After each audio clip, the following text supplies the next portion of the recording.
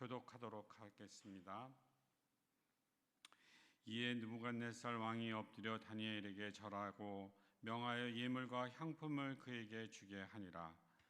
왕이 대답하여 다니엘에게 이르되 너희 하나님은 참으로 모든 신들의 신이시오 모든 왕의 주제시로다. 내가 능히 이 은밀한 것을 나타내었으니 내 하나님은 또 은밀한 것을 나타내시니로다.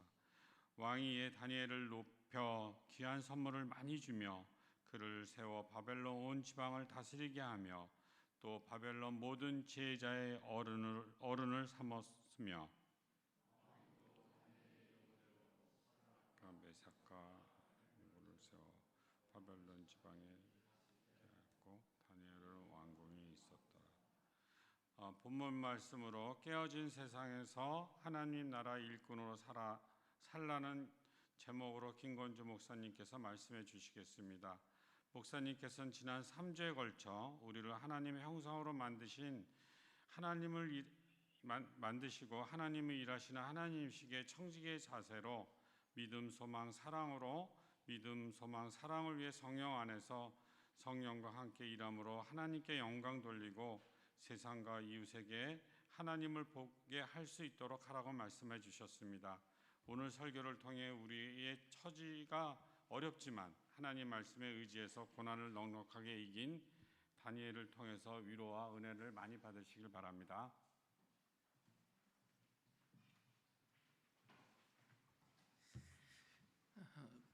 사월을 계절의 왕이라고 말하기도 하더라고요. 이 4월에 저희가 주제를 좀 무거운 걸 잡았었습니다. 일이었습니다. 근데 일이라는 주제를 나누게 된 이유가 우리 인생이 일로 이루어져요. 근데 일의 출발이 하나님께 있었습니다. 그러니까 우리 왜 일하고 살아야 돼? 라고 누가 물으면 창세기로 가면 됩니다. 창세기라는 이름 자체가 모든 것의 기원이라는 뜻이거든요. 우리가 왜 남자로 여자로 지어졌지? 어디로 가면 될까요? 창세기로 가면 됩니다. 똑같은 질문이었어요. 그러니까 세상의 시작은 어디야? 어떻게 해서 우리가 사는 세상이 이 모양으로 있지? 창세기 가면 됩니다. 모든 것의 기원이 창세기에 설명되어 있어요. 그래서 그 하나님을 알고 인문학을 하는 분들이요 가장 중요하게 여기는 텍스트가 창세기예요. 그래서 모든 인문학의 뿌리가 어디냐 그러면 창세기에 있다고 해요. 근데 그걸 모르는 사람은 이거는 뭐 이렇게 세상 사람들은 좀 기분 나빠하겠지만 딱 이렇게 가로치고 창세기 모르고 인문학 한다는 사람 바보예요. 그러니까 겉똑똑이라고 하나요? 헛똑똑이라고 하나요? 가장 중요한 거 빼놓고 하는 거예요. 그러니까 진짜 철학한다면 어디부터 시작해야 될까요? 창세기부터 시작해야 됩니다. 그러니까 우리가 왜 일하는 존재로 살아요? 창세기에 설명이 있었습니다. 일꾼 하나님이 일하시는 결과로 우리가 만들어졌는데 근데 거기서 멈췄다 그러면 우리는 일의 결과물이기만 할 거예요. 근데 하나님 우리에게 뭐라고 그랬냐면 너희를 나 닮은 존재로 만들었다.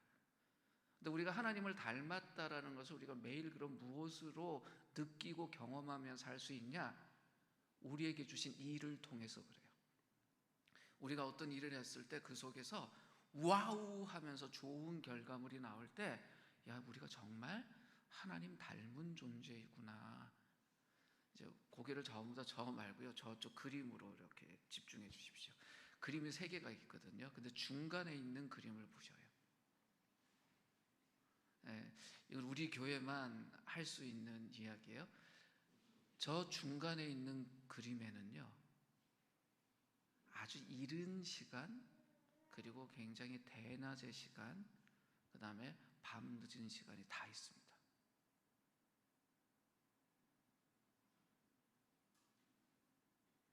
우리 안에 계신 한 분이 그리신 거예요. 우리가 하루하루 만나고 또 이렇게 시간의 흐름 속에서 만날 수 있는 우리의 세계를 저 한 폭의 그림 안에 넣어 놓으셨어요. 놀랍죠? 와, 어떻게 해서 이런 일을 할 수 있었을까요? 하나님이 우리를 하나님 닮은 존재, 하나님 형상으로 만드시고 우리에게 하나님의 일을 주셨기 때문이에요. 근데 그걸 알고 섬기면 그 일을 통해서 하나님이 드러나는데 어떻게 드러납니까? 아, 우리가 만나는 하루가 저런 모양으로 있구나라는 것도 저 작은 한 평도 안 되는 면적에 저 그림 안에 담겨요. 놀랍지 않습니까? 그게 우리의 삶이에요. 하나님의 일하심으로 우리가 존재하게 되었고, 그 하나님의 일하심의 결과로 만들어진 우리에게 하나님이 우리에게 일을 주시고 그 일을 통해서 하나님을 드러내며 살라 하셨습니다.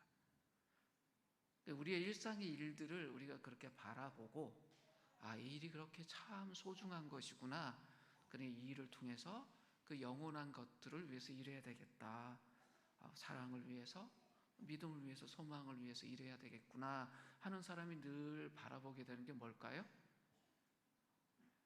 나라는 존재 바깥에서 나를 세우시는 그 하나님을 바라보게 돼요. 그래서 정말 이 땅에서 하나님의 일을 하고자 하는 사람, 그것도 그 파트타임으로 일요일만, 주일만 뭐 하는 사람이 아니라 자신의 삶 전체에서 자기의 주어진 크고 작은 일들을 통해서 그렇게 살겠다 하는 사람이 늘 뭘 생각할까요? 내가 그 하나님 안에 있는가? 내가 그 하나님의 능력으로 살려고 하는가? 그거부터 생각해요. 그러니까 갈망이 늘 있어요. 갈증이 있어요. 어떤 거요? 내 속에 하나님이 충만했으면 좋겠다. 이미 충만한 사람일수록 더 그런 꿈을 꾸게 될 거예요. 좋은 음식 먹어본 사람이 더 좋은 음식 찾는다고 하더라고요. 그 고기 잡는 이야기 우리 가끔 하잖아요. 아이들에게 고기 잡는 법을 가르쳐주는 가장 좋은 방법이 무엇일까요? 아빠가 얼마나 고기를 잘 잡는지 옆에서 보여준다, 이걸까요? 아니면 유튜브에서 고기 잘 잡는 영상을 보여준다, 이걸까요? 아니면 좋은 고기, 세상에 제일 맛있는 고기를 먹여본다일까요? 3번이에요. 진짜 맛있는 고기 먹어보면요, 그 고기 또 먹고 싶어서 지가 알아서 고기 잡는 법을 배워요. 그게 무슨 이야기냐면, 정말 소중한 것을 경험해보면 그것에 대한 갈증과 갈망이 훨씬 더 있습니다. 성령으로 사는 것이 얼마나 중요하고 풍성한 삶을 살게 하는 것이구나라는 걸 경험하면 더더욱 성령을 갈망하게 돼요. 아, 혼자 사는 인생보다 하나님과 함께 사는 인생이 훨씬 더 나를 행복하게 하는구나를 알면 하나님을 찾아요. 마치 정말 깊은 사랑 속에서 연애하다가 원치 않게 헤어졌어요. 그러면 사람에 대한 어떤 그 애정, 사랑에 대한 그 결핍이 작을까요? 클까요?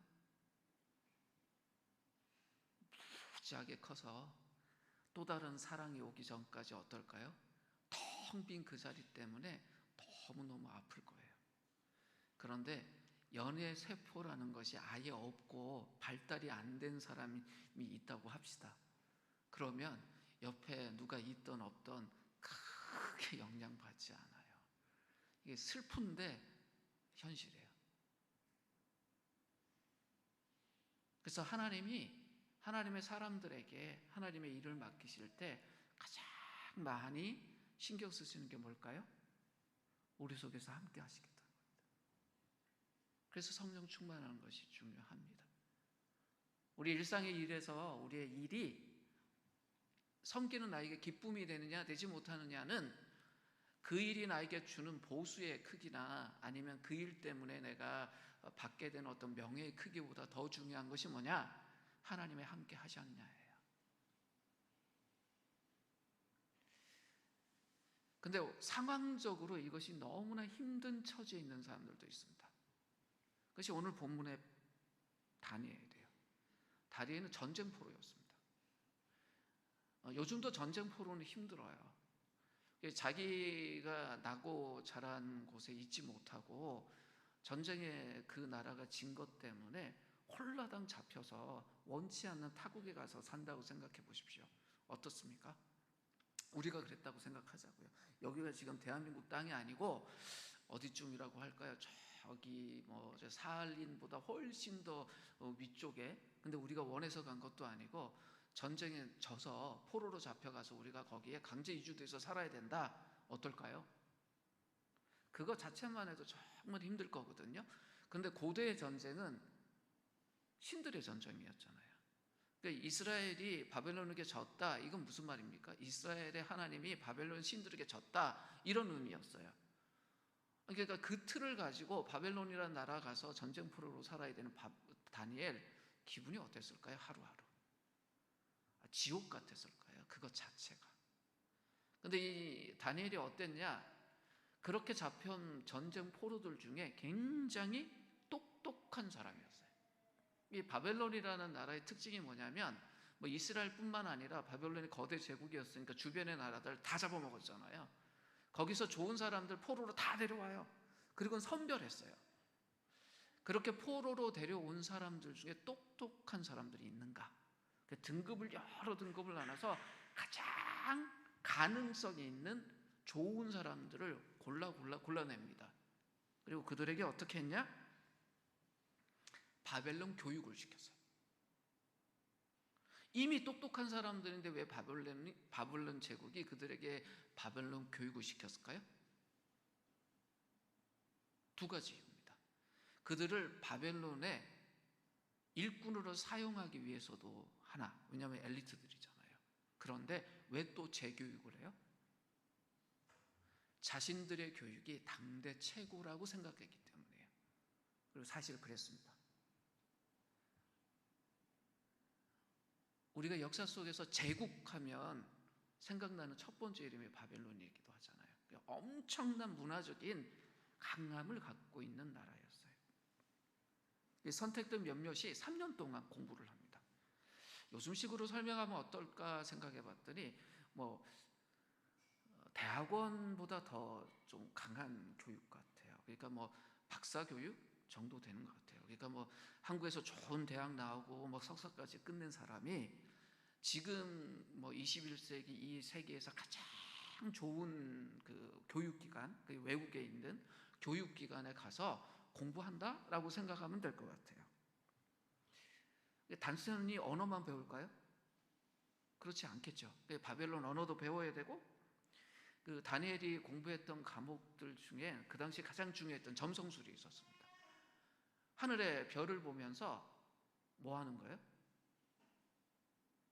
지금 현재 상황도 분석하고 미래에 어떤 일이 일어날지 이렇게 내다볼 수도 있는, 그 요즘식으로 말하면 뭘까요? 뭐 사회학? 그리고 뭐 경제학? 뭐 이런 것들에 대한 뿌리가 되는 그런 공부하는 거예요.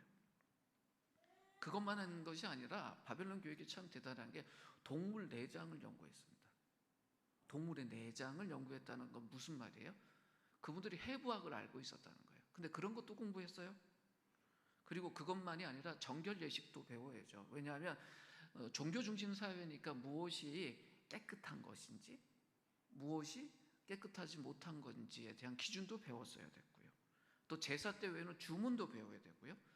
그리고 바벨론이 다신 사회였기 때문에 귀신들이 많았거든요. 귀신 쫓는 방법도 배워야 됐고요. 다른 형태의 여러 점술과 마술도 배워야 됐던 것이 이 교육이에요. 이 모든 것들이 국가를 통치하는 데 있어서 중요한 기술들이었어요. 근데 이거를 다니엘이 3년 동안 배운 것입니다. 근데 생각해 보세요. 유대인 출신이에요. 그것도 유대에서 지도자로 살 수 있도록 준비하기 위해서, 요즘 말하면 굉장히 좋은 학교 있잖아요. 뭐 그 특수 목적고 뭐 이런 데 다니고 있던 친구가 잡혀와서 지금 이 바벨론 교육을 받아요. 어떨까요? 정말 싫었을 거예요. 자기는 경건한 유대인인데 이딴 걸 배워야 되나 정말 힘들었을 겁니다. 근데 맨날 우리가 이거 당하는 일이에요. 아이들을 세속에 있는 학교 가면 뭐 배웁니까? 우리 조상이 원숭이라는 거 배우잖아요. 우리는 창세기를 통해서 그 존재의 근원이 하나님이고 하나님이 나를 만드셨다라고 생각하고 사는데 학교 가면 뭘 배워요? 원숭이가 우리 조상이래요. 뭐 과학만 그런 거 가르쳐요? 모든 그 현장에서 가르치는 내용들이 그런 거 부딪히잖아요. 그러니까 우리가 세속사회 안에 살 수밖에 없으니까 맨날처럼 부딪히는 게 뭐냐면, 야, 이런 거 내가 배우고 살아야 되나? 근데 이거 배우지 않으면 대학도 못 가고, 아니 대학에서도 똑같이 이런 거 배우고, 대학은 졸업해야 내가 살 텐데 맨날 이거 고민하고 살잖아요. 다니엘이 그랬어요. 근데 다니엘이 이스라엘에 있을 때는 어땠을까요? 그런 고민 없었죠. 왜? 하나님 나라 안에서 하나님에 대한 것들 배우고 그거 가지고 꿈꿨단 말이에요. 야, 이 땅에 있는 이 하나님 나라, 이 유대에서 내가 정말 멋지게 살겠다, 그렇게 생각하고 있던 다니엘이 포로로 잡혀가서는 그 똑똑하던 이유 때문에 뭘 배워요? 바벨론의 문화를 배우고 바벨론의 기술을 배워요. 하루하루 어땠을까요? 쉽지 않았을 겁니다. 그리고 졸업 후에 다니엘이 뭐가 됩니까? 그 바벨론 정부의 관리가 됩니다. 자, 바벨론 정부의 관리가 됐습니다. 하루하루 어떤 생각 들었을까요? 나 하나님 백성인데, 하나님 섬기는 하나님 백성인데, 이 땅에서 나 어떻게 살아야 되지? 매일 그 질문했을 것 같아요. 그리고 우리식으로 고치면 이런 거죠.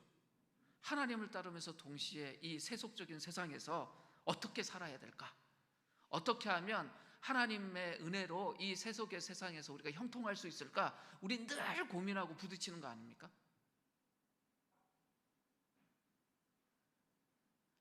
현재 직장 생활하고 직업을 가지고 계신 분이나 과거에 그랬던 분들, 늘 우리가 뭐였어요? 그거예요. 어떻게 하면 내가 그리스도인으로서 이 땅에 사는데 이 세속의 이 사회 안에서 내가 하나님 백성답게 형통할 수 있을까? 늘 고민합니다. 거의 모든 일터에서요, 그리스도인들이 매일같이 이 질문을 부딪히면서 살아요. 답을 찾기가 쉬운가요? 쉽지 않아요. 그래서 대부분 포기하고 싶은 유혹을 많이 가져요. 어떤 포기예요? 둘 중에 하나만 했으면 좋겠다. 세속의 직업 때려치우든지, 그러면 목사로 살면, 선교사로 살면 이런 고민을 안 하겠지. 한쪽 포기하는 거예요. 또 하나의 포기는 뭐예요? 세상에서 사는 건 세상에 사는 방식밖에 없을 테니 출근하고 퇴근하는 그 사이까지는 내가 그리스도인이라는 걸 잠시 까먹자. 그런 포기를 하는 것이 편하지 않을까? 그런 생각합니다. 이 다니엘서의 주인공인 다니엘, 또 다니엘과 친구들이 정말 극도로 어려운 상황에서 이 질문에 직면했어요. 하나님의 나라인 유다가 바벨론의 이 제국 때문에 박살이 나고, 예루살렘에서부터 이 먼 곳까지 포로로 잡혀왔습니다. 바벨론 제국은요, 하나님 또 하나님 백성에 대해서는 최악의 환경이었어요. 정말 적대적인 환경이었어요. 하나님 백성이 살기에는 가장 힘든 곳이라는 거예요. 그런데 놀랍게도 역설적으로 이런 환경이 있었기 때문에 다니엘이 그 당시 최고의 제국인 이 바벨론 왕을 섬기면서 살 수 있는 기회를 얻어요. 무슨 말이냐면, 그 당시 사회에서 가장 큰 영향력을 끼칠 수 있는 자리에 갈 수 있었다는 거예요. 희한한 일입니다. 이런 상황 속에서 다니엘이 뭘 선택했어야 될까? 정말 경건한 하나님의 백성이었어요. 정말 자기가 거룩하게 경건하게 살고 싶다라는 갈망이 이 속에 가득한 사람이었어요. 그럼 어떤 생각 들까요? 하루라도 빨리 이 부패하고 불경스러운 이 환경으로부터 내가 벗어나야 되지 않을까? 그 생각하겠죠. 정말 현실적으로 어렵지만 이 포로로 잡혀온 이들, 그 이스라엘 백성들하고 내가 같이 살면서 혹 순교하더라도, 힘들게 살더라도 그들과 함께 하나님을 기쁘시게 하는 일들을 해야 되지 않을까? 그 고민하지 않았을까요? 아침마다 이 바벨론 정부로 출근하면서, 공무원이니까 그 출근하는 길에 이런 생각 안 했을까요? 내가 일로 갈 것이 아니라 저쪽으로 가서 저 그 포로로 잡혀와서 저렇게 방황하고 있는 우리 동족들과 같이 하나님 예배하면서 살아야 되는데 내가 지금 이 바벨론 이 정부 속으로 들어가야 돼? 늘 이 생각했을 것 같아요. 아니면 어쩔 수 없는 거 아니야? 이스라엘 유다는 망했고 지금 나는 이 바벨론에 사는데 그럼 이 바벨론에서 누릴 수 있는 거 최대한 누리고 바벨론에서 성공해야지. 하지만 내가 하나님 믿는 하나님의 백성이니 내가 개인적으로 영역으로 있는 데서는 철저하게 하나님 섬기고 살아야 되겠다. 한편 그렇게 생각할 수도 있겠죠. 그래, 철저히 바벨론 사람으로 살자. 그래서 바벨론에서 성공하자. 그렇지만 내가 신앙인이니 내 신앙은 잘 지키자. 근데 바벨론 둘 다 선택하지 않았습니다. 바벨론 정부의 이 공무원 자리를 간두지 않아요. 동시에 자기가 하나님을 믿는 하나님의 백성이란 것을 숨기지 않습니다. 공개적으로 드러내고 신앙생활을 해요. 주변 사람들이 알아요.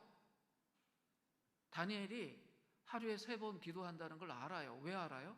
숨어서 기도한 게 아니고 내놓고 기도했으니까 아는 거예요. 근데 그것이 다니엘 입장에서는 자기 정체를 드러내는 일이었어요.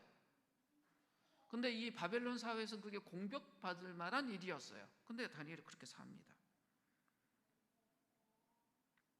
이 다니엘의 사람이요, 참 여러 면에서 이 연구 대상이고 우리에게 지침서 같은 사람이에요. 이 세속의 사회 속에서 어떻게 하나님 백성으로 살고 성공한 인생을 살 수 있을까에 대해서는 이 다니엘이 참 묘한 사람이에요. 어떻게 이런 상황을 헤치고 지나갈 수 있었을까? 다니엘에게서 우리가 좀 몇 개 배울 수 있는 게 있습니다. 첫 번째, 이 양반은요, 비본질적이라고 생각하는 것은 뭐든 양보해버립니다. 근데 그 선이 우리가 평소 갖고 있는 것보다요 더 대단해요. 우리가 기억하는 다니엘이라는 이름은 히브리식 이름입니다. 하나님하고 관계된 히브리식 이름이에요. 그러니까 불릴 때마다 어때요?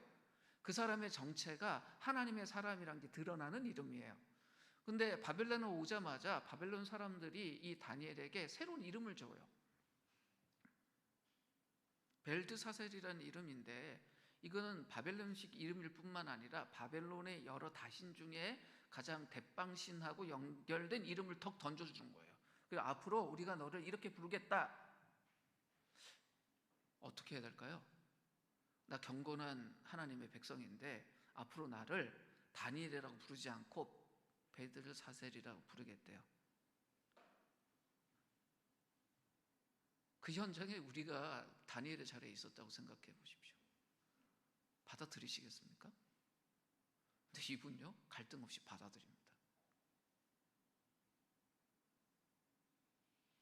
이해가 되세요? 이름이란 것이 우리 자신을 규정하는 거잖아요. 우리가 어디 관공서만 가도 자, 이름 불러드릴 테니까 그때 오세요. 그러면 제 이름 부를 때 가야지. 그렇잖아요. 그 이름이 나를 규정하잖아요. 어디 가면 늘 묻잖아요. 뭐 우리 그 4월에 그 투표할 때도 가면 뭐 있잖아요. 이거 내고 하면 우리 이름하고 얼굴하고 확인해갖고 주민등록번호 확인하고 해서 딱 하잖아요. 이름이란 게 우리 존재를 규정하는 것인데, 그런데요, 받아들여요. 왜 그랬을까요? 정말 중요하고 중요한 것이긴 하지만 그 이름이란 것은 비본질적인 거예요. 내 이름이 바뀐다고 해서 내 존재가 바뀌는 것이 아니니까 그걸 받아들여요.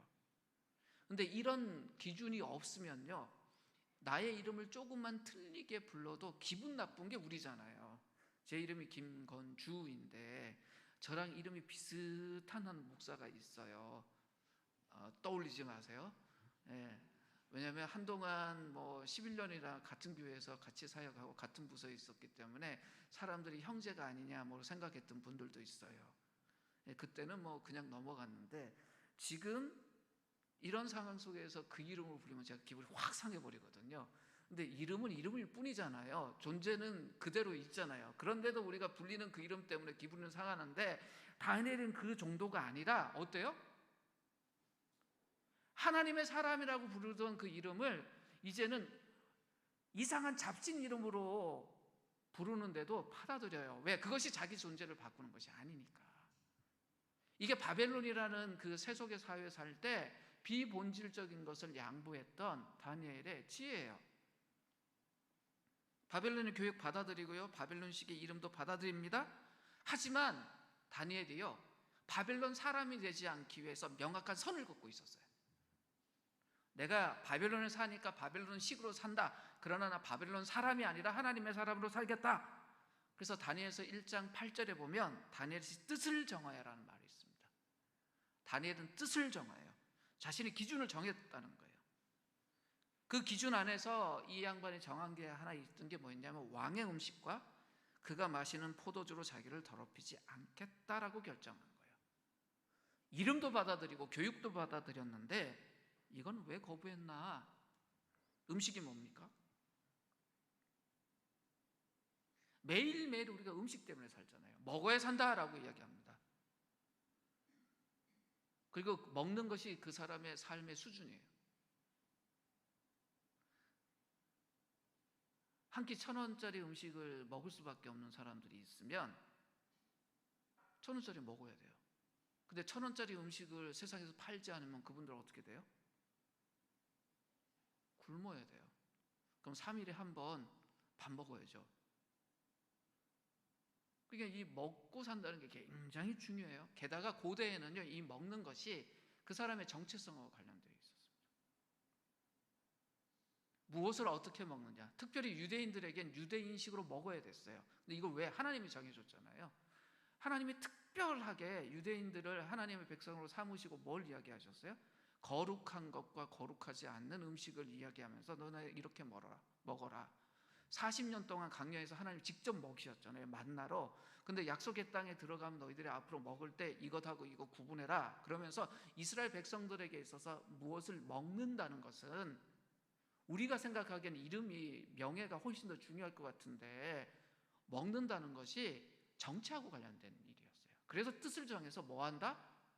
그거 못하겠다. 하나님 백성이란 정체성은 양보하지 않았습니다. 이 음식과 관련된 이 다니엘의 이야기 속에 굉장히 심오한 메시지가 하나 담겨져 있어요.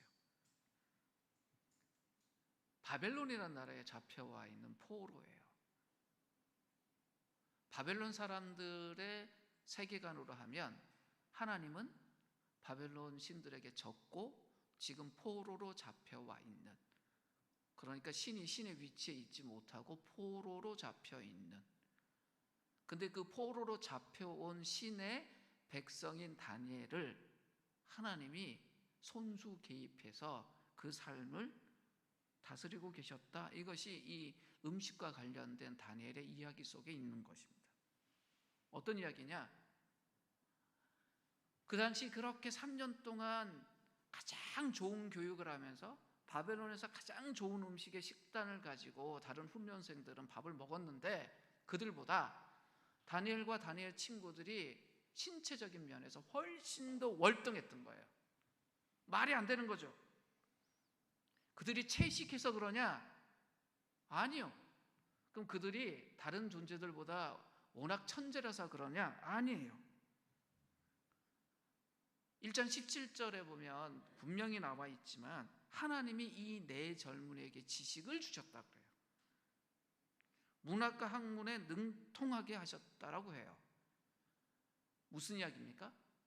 다니엘과 다니엘의 친구들의 그 지혜와 그 실력이 바벨론에서 온 것이 아니고 그들에게서 온 것이 아니라 그 외부에서 왔다는 거예요. 어디서요? 하나님에게서 왔다는 겁니다.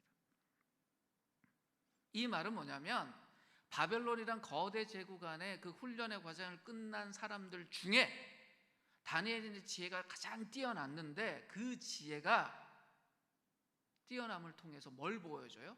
세상의 모든 지혜보다 하나님의 지혜가 훨씬 더 대단하다라는 것을 이 사건을 통해서 보여줘요. 그럼 여쭤보자고요.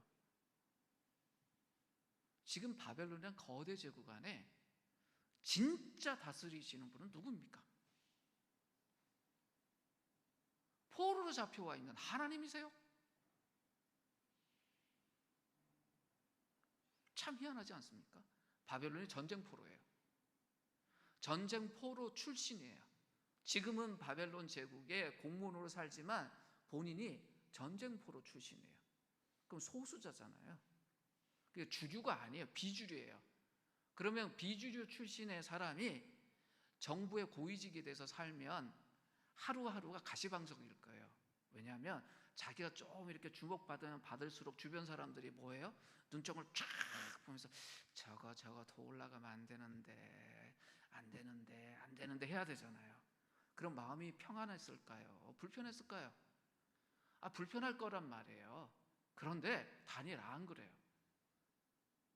정말 이건 편안하게 살아요. 근데 반대로 느부갓네살이라는 이 바벨론 제국의 황제가 있어요. 왕이 있어요. 그 거대 제국의 왕이면, 그리고 그 나라가 점점 막강해지고 있으면 하루하루 삶이 편안해야 될 텐데, 오히려 다니엘하고 반대로요, 매일매일 힘들어요. 심지어요, 악몽을 꾸기 시작해요. 우리가 정말 힘들 때 꿈자리도 안 좋아서 잠이라도 편하게 자고 싶다라는 말 나오잖아요. 깨어있을 때도 힘든데 자는 시간만이라도 좀 편안했으면 좋겠다라는 생각하잖아요. 제발 눈 감았을 때는 좀 편안했으면 좋겠다. 근데 정말 스트레스 많이 받고 주변 상황 힘들면 잠드는 것도 걱정되고, 잠들었을 때 안 좋은 꿈 꿀까 봐 걱정하잖아요. 느부갓네살이 그랬어요. 아무도 느부갓네살의 이 거대한 권력에 대해서 도전하는 사람이 없었습니다. 그런데도요, 이 자기 땅을 다스리는 일에 대해서 점점 어려움을 느끼면서 어떻게 하면 이 제국을 안전하게 지킬 수 있을까 고민하다가, 잠자리만 들면 안 좋은 꿈을 꿔요.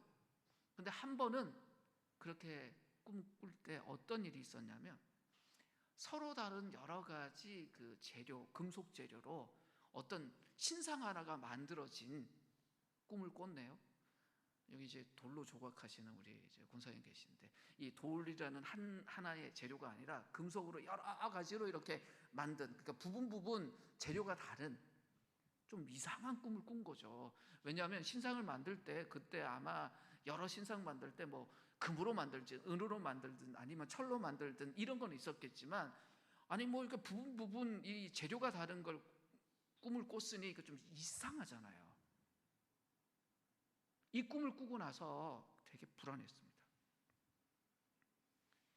근데 그 신상들이 튼튼할 줄 알았는데, 금속으로 만든 신상이면 튼튼할 줄 알았는데, 갑자기 어디서 돌멩이 하나가 날아가고 그 신상을 툭 때렸더니, 금속에 돌 하나 때렸다고 금속이 깨진다면 이상하잖아요. 근데 산산조각 나갔고요. 이게 먼지 날아가듯이 다 사라져 버렸어요, 금속에서. 꿈이 희한하잖아요. 좀 불안해요. 그래서 느부갓네살이 무슨 일을 했냐, 이럴 때를 위해서 자기가 길러놓은 지혜자들이 있잖아요. 이 3년씩 해서 계속 이 제국 안에 엄청난 지혜자들을 훈련시켜 놨단 말입니다. 그들을 불러요. 그리고 뭐라고 이야기하냐면, 내가 굉장히 안 좋은 꿈 하나를 꿨다. 니들이 내가 무슨 꿈을 꿨는지 내용을 알아내고 그 다음에 해석해달라. 처음에는 이분들이 좀 노력하다가 잘 안 되잖아요. 그게 뭐라고 하냐면, 꿈 내용을 이야기를 좀 해줘라. 내용만 이야기해주면 우리가 다 해석해 줄게. 그런데 느부갓네살이 절대 군주잖아요.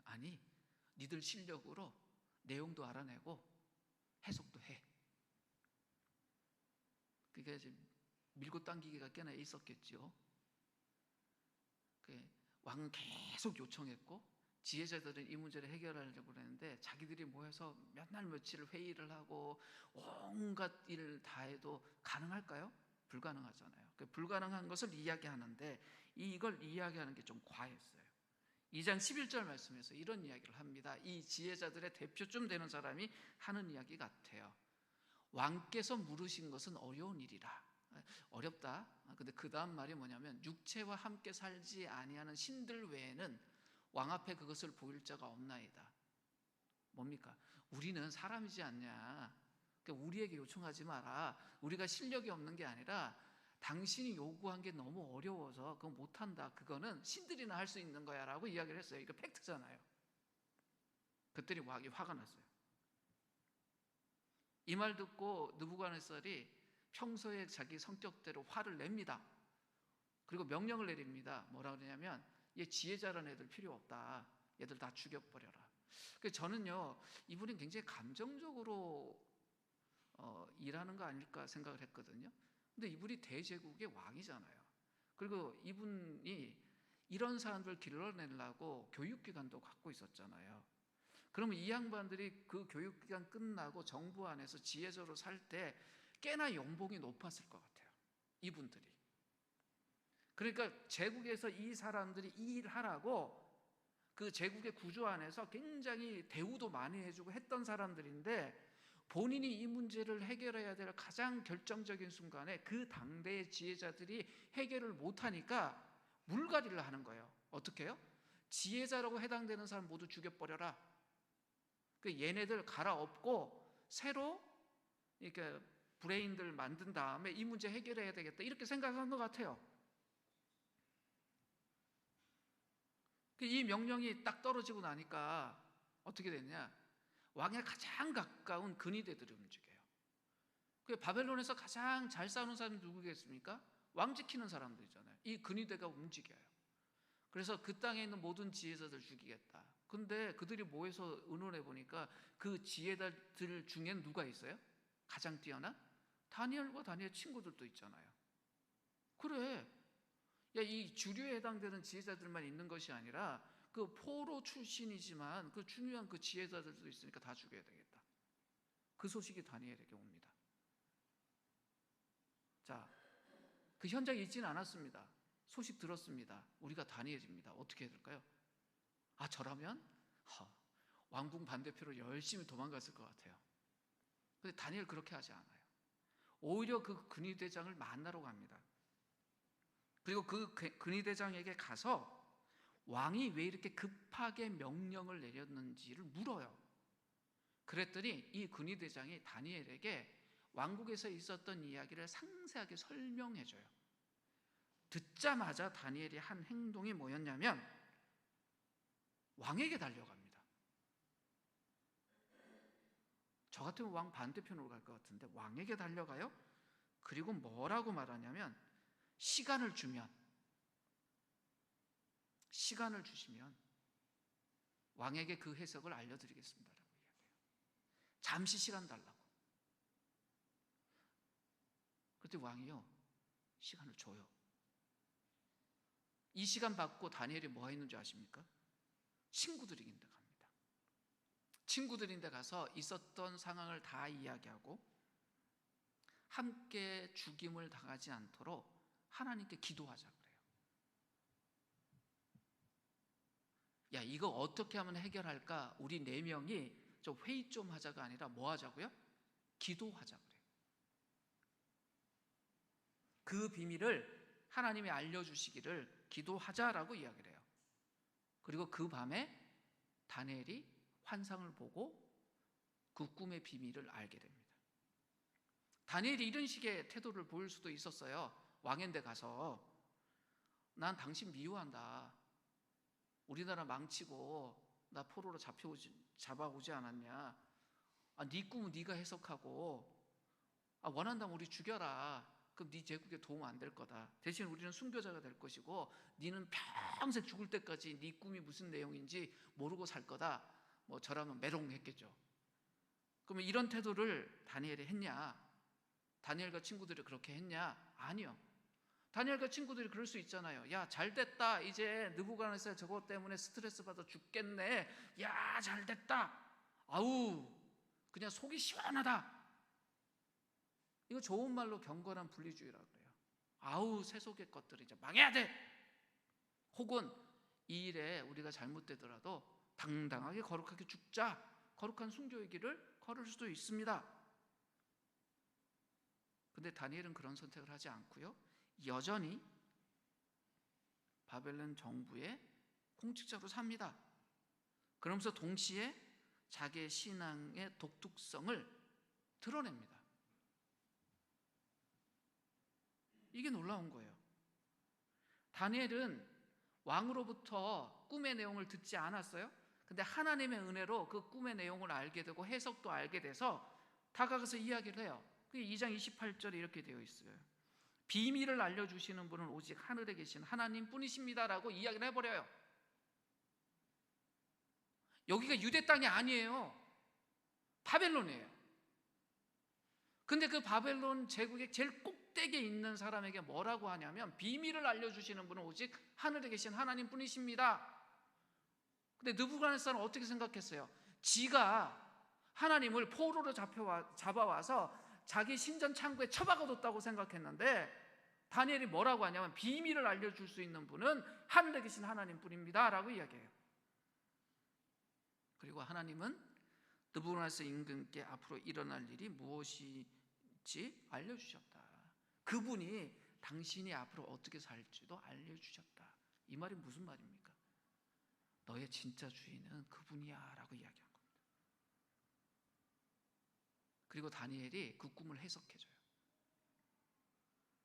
그 엄청난 이상한 그 금속 재료로 만들어진 그 신상의 꿈의 의미를 이야기를 해주는데 굉장히 충격적인 메시지 두 개를 던집니다. 첫 번째는 2장 30절에 있는데 너의 제국이 네가 잘나서 된 게 아니라고 이야기를 해버려요. 2장 37절입니다. 거기 보면 하늘의 하나님이 나라와 권세와 능력과 영광을 왕에 주셨다라고 이야기해요. 당신이 지금 엄청난 재고를 갖고 있는데 그거 당신이 잘해서 된 것이 아니라 하늘의 하나님이 주신 거야 라고 이야기를 했어요. 느부갓네살 입장이 돼 보세요. 뭐라고? 난 유대인도 아니고 유대 땅은 전쟁하러 간 것밖에 없는데 그 유대의 하나님이 자기 틀에서 생각할 때 이 나라를 나에게 줬기 때문에 된 거라고? 얼마나 충격이었을까요? 그 말을 해요. 당신 지금 제국의 왕으로 있는데 맞다. 근데 하나님이 그렇게 한 거야 라고 얘기했어요. 두 번째 메시지는 더 대단해요. 근데 그 나라, 네가 그렇게 소중히 여기는 나라 망하게 되었다. 2장 45절에 보면 이렇게 이야기를 합니다.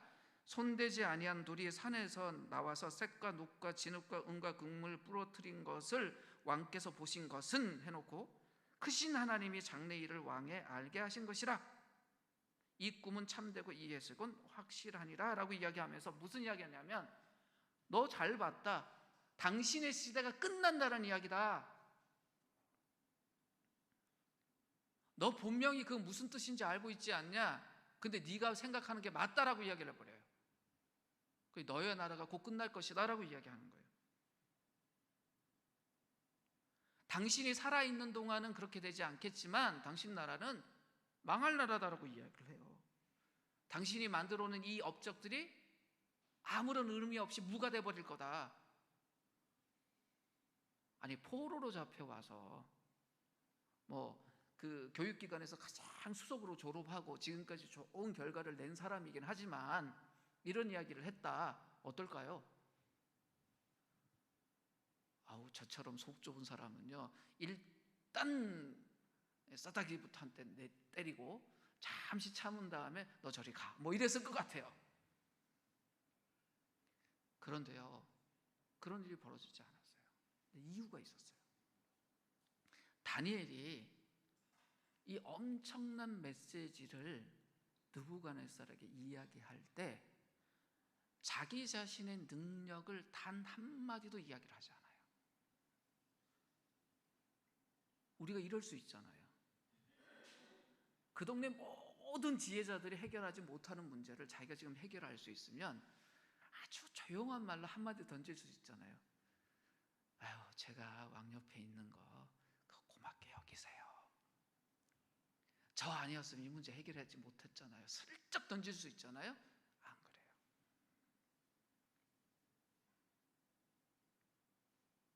오직 은밀한 것을 나타내실 일은 하늘에 계신 하나님입니다. 이것이 다니엘이 말했던 핵심입니다. 오직 은밀한 것을 나타내실 이는 하늘에 계신 하나님이시라. 그가 느부갓네살 왕에게 후일에 될 일을 알게 하셨습니다. 나도 몰랐다. 근데 하나님이 나타내신 것이다. 이 말이 얼마나 겸손해요? 얼마나 겸손한 태도예요?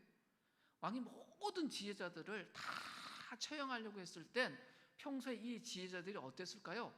왕에게 지혜 한마디씩 조언하면서 아마 굉장히 자기들이 지혜가 있다고 어깨 힘 꽤나 줬을 것 같아요. 그 대제국이 그렇게 왕성해지는데 지혜자들의 지혜도 많이 효과가 있었을 거 아닙니까?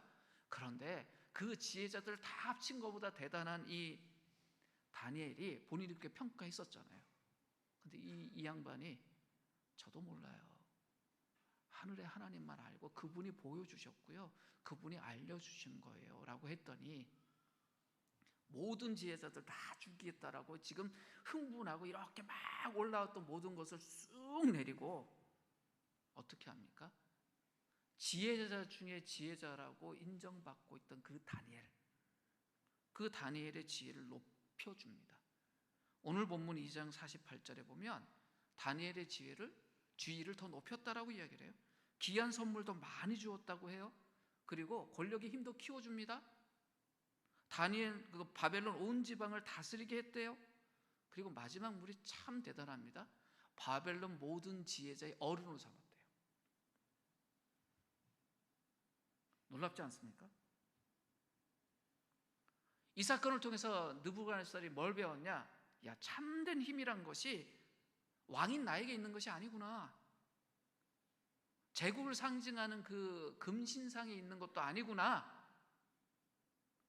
이 젊은 유대인 이 포로의 하나님, 내가 포로로 잡아왔다고 생각했던 그 하나님이 진짜구나라는 걸 이걸 통해서 알게 되어버렸어요. 그래서요, 느부갓네살이요, 참 그 바벨론이라는 거대 이 세속 제국의 왕이잖아요. 근데 말도 안 되는 고백을 합니다. 그것이 2장 47절에 있습니다. 뭐라고 합니까? 너희 하나님은 참으로 모든 신들의 신이요 모든 왕의 주제시로다. 이게 무슨 말입니까? 야, 지금 보니 진짜 너희 신만 진짜 신이고 이 땅에 있던 모든 왕들도 다 그 하나님의 부하에 해당되는구나. 그건 자기 이야기이기도 해요. 놀라운 고백이 아닙니까? 이게 이스라엘 땅에서 벌어진 일이 아니에요. 바벨론이라는 그 세속의 제국 안에서 벌어진 일이에요. 하나님을 인정합니다. 그의 구원자로 받아들였는지는 모르겠지만 하나님을 인정하게 돼요. 근데 이 이야기에서 가장 중요한 것이 뭐냐? 다니엘과 그의 친구들이 승진했다는 것이 아니에요. 우리는 이 이야기를 그렇게 읽으면 안 돼요. 승진했다는 것이 아니라 다니엘과 친구들이 바벨론 제국이 영원할 것이라는 것이 아니라는 걸 알았잖아요. 꿈을 통해서 뭘 알았어요? 아, 이 느부갓네살의 이 나라도 곧 무너질 나라다. 영원할 것 같았던 이스라엘 사람이었는데 거기서 포로가 돼서 잡혀왔어요. 근데 지금 이 바벨론 제국에 와서 힘들었지만 성공해서 고위 공무원이 돼서 지금 살고 있는데 이 바벨론도 곧 망할 거래요. 이쯤 되면 어떤 마음이 들까요? 야, 어차피 우리 고향 떨어져 사는데 여기보다 좀 더 나은 나라로 빨리 발 빼자, 뭐 이런 생각 들 수도 있잖아요. 그런데 다니엘과 친구들이 어떻게 합니까? 그들이 섬기던 왕이 누구예요? 느부갓네살이에요. 근데 느부갓네살을 섬겨서 바벨론을 평안하게 하는 일에 공무원으로서 계속 섬겨요. 다시 일터로 돌아간 거예요. 다니엘 속에 늘 고민이 있었잖아요. 어떤 고민요? 내가 공무원 간두고 여기 포로로 잡혀온 우리 백성들하고 하나님을 섬기는 일을 하면서 살까? 그런데 지금 바벨론의 공무원으로 살았어요? 근데 무슨 꿈에 대한 해석을 하게 됐어요? 바벨론 곧 망한다. 그럼 이 세속 도시도 망하는 거네. 그러면 이제 됐다. 이거 하나님 부르심이네. 야, 친구들하고 다 가서 우리 공무원 이제 그만하고 우리 백성들하고 하나님에 대해서 예배하면서 살다가 이 나라 망하면 막 그건 맡기자. 이렇게 할 수도 있었잖아요. 그렇게 하지 않았어요.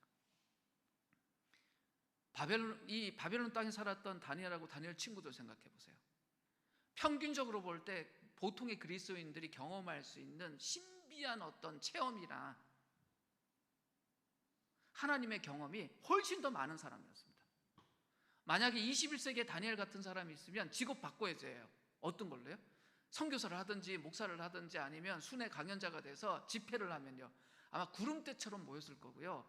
아마 저기 코엑스 같은 데서 그 강연하고 하면 한 3만 명, 4만 명 모이는 건 일도 아니었을 거고, 상암에서도 한 10만 명 모여갖고 집회할 수 있는 사람이었을 거예요. 다니엘의 예언 사역 해갖고 딱 다니엘이 와서 강연한다고 생각해 보세요. 사람들 어땠을까요? 근데 그렇게 살지 않아요. 충분히 예언하며 살아도 될 사람인데 그 일 하지 않습니다. 뭐 합니까? 자신의 삶에서 훈련받았던 그 일, 바벨론의 공문으로 살아요. 그런데 하나님이 다니엘을 쓰나요? 쓰지 않나요? 쓰세요. 아모스처럼 천둥 같은 설교하는 사람이었습니까? 아니요. 엘리야처럼 막 불타오르는 예언하는 사람이었습니까? 아니요. 그냥 바벨론에서 공문으로 섬긴 사람입니다. 그런데 어떤 일이 벌어져요? 느부갓네살이 하나님을 인정해요. 놀랍지 않습니까? 하나님 우리 보고 다니엘처럼 살라고 이야기하세요. 다니엘은 이스라엘에서 일했던 사람이 아니라 하나님을 모르는 세상, 깨어진 세상인 이 세속의 한복판인 바벨론에서 산 사람이에요.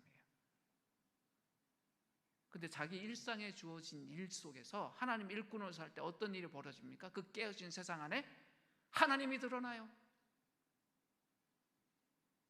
하나님이 우리를 그렇게 부르세요. 다니엘과 친구들이 알았습니다. 아, 이 바벨론이라는 이 세계도 영원하지 않구나. 근데 그 영원하지 않는 그 세계 속에서 다니엘과 다니엘의 친구들은 영원한 나라를 쳐다봐요. 그 나라를 기다려요. 이게 우리에게 주어지는 세상을 보는, 오늘 우리의 삶을 보는 눈이에요. 보세요. 바벨론이 무너지고 또 다른 나라가 세워지고, 그 나라가 무너지고 또 그 나라가 세워졌다 무너지고 계속 이러고 결국엔 영원한 나라가 만들어지잖아요. 유일한 한 나라만 남지요. 그 눈을 다니엘에게 보여주고는 그 짧은 대나무 한마디 같은 그 일시적인 나라 속에서 충성을 다하라 라고 부르세요. 그것이 영원한 나라를 섬기는 일이라고. 그 영원한 나라를 섬기는 일이 이 땅에서는요, 이 일시적인 나라하고 겹쳐져 있어요. 지금의 대한민국이라는 곳을 보면 하나님의 모습이 있는 부분도 있지만 정말 세속에 찌들어서 사람보다 돈이 여러 모습 속에서 사람을 짓누르고, 아침에 출근했다가 집으로 퇴근하지 못하고 하루에 7명씩 죽는 게 한국이란 나라예요. 근데 이런 세속 사회에서 우리가 충성을 하라. 그럼 우리 마음 한켠에 그 죽어가는 사람 한 사람 한 사람 붙들고 살리는 게 낫지, 사역자로 살아야지, 이런 마음이 늘 한켠에 있는데 주님이 뭐라고 이야기하시냐? 다니엘과 친구들처럼 살아라 라고 이야기하세요. 이 사라져가는 세계 안에, 이 깨어진 세계 안에서 하나님 나라 일꾼으로 살아라. 이게 의사 선생님이 계신데 우리가 병원 가서 치료 잘 받으면 수명이 늘잖아요. 근데 영원히 사나요? 결국엔 죽어요. 그런데 우리가 좋은 의사 만나려고 좋은 병원 가려고 하잖아요. 그럼 이상하지 않아요? 아니 어차피 죽을 텐데 왜 그렇게 살려고 아둥바둥하지? 근데 이 속에 있는 거예요. 우리가 영원히 살지 못할 몸이지만 이 깨어진 몸을 우리가 왜 지키고 소중히 여겨요? 그걸 통해서 우리가 영혼을 바라보기 때문에 그래요. 이 땅 일들이 다 그래요. 이게 영원한 게 있어, 영원한 게 있어. 그 일시적인 것 같은데 그 속에서 이 다니엘처럼, 다니엘 친구들처럼 섬기라라고 부르신 거예요.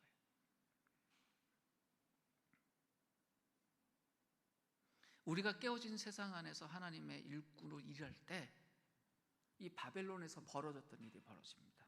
어때요?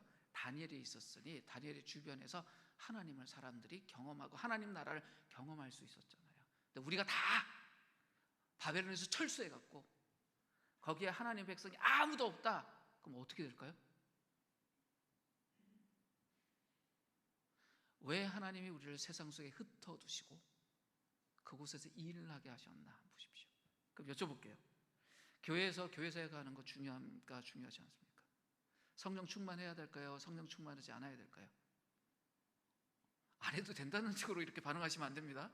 그러면 세상에 그 깨어진 세상 속에서 하나님의 백성들이 택시 드라이버로 살고 그리고 그 고객들 그 응대하는 그 안내원으로 살고 하는 거 중요해요, 중요하지 않아요? 중요해요. 그럼 성령 충만해야 될까요? 성령 충만하지 않아야 될까요? 그럼 그들을 위해서 기도하는 사람이 있어야 될까요? 없어야 될까요? 있어야 돼요.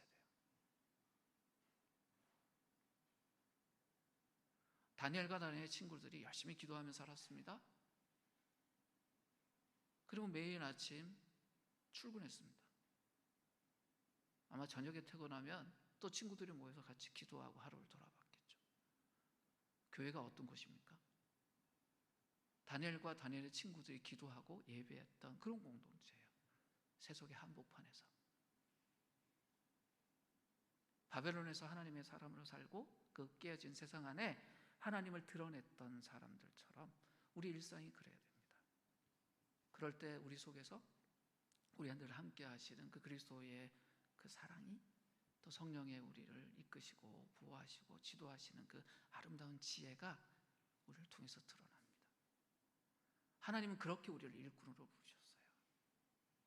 그래서 우리 일을 통해 하나님 드러내실 이 놀라운 것들을 기대하며 우리가 하루하루 우리의 일상의 삶을 걸어갔으면 좋겠습니다. 이제 함께 기도할 때 우리 개인의 삶들을 돌아보면서 좀 기도했으면 좋겠습니다. 어쩌면 다니엘만큼 최악의 상황에 우리가 놓여 있을 수도 있고요. 어쩌면 다니엘보다는 덜 힘든 상황에 놓여 있을 수도 있지만 고민의 내용과 수준은 비슷할 것 같아요. 이 세상 안에서 우리가 어떻게 하나님의 사람으로 올바르게 살고 형통하게 살고 풍성하게 살고 성공하고 그리고 그 삶을 통해서 하나님을 드러낼 수 있을까? 우리 자신 돌아보며 우리의 삶의 자리를 돌아보며 이 시간 기도합시다. 하나님, 내가 다니엘입니다. 주님의 지혜와 은혜가 내게 필요합니다. 다니엘의 용기와 지혜가 내게 필요합니다. 이 마음 품고 함께 기도하도록 하겠습니다.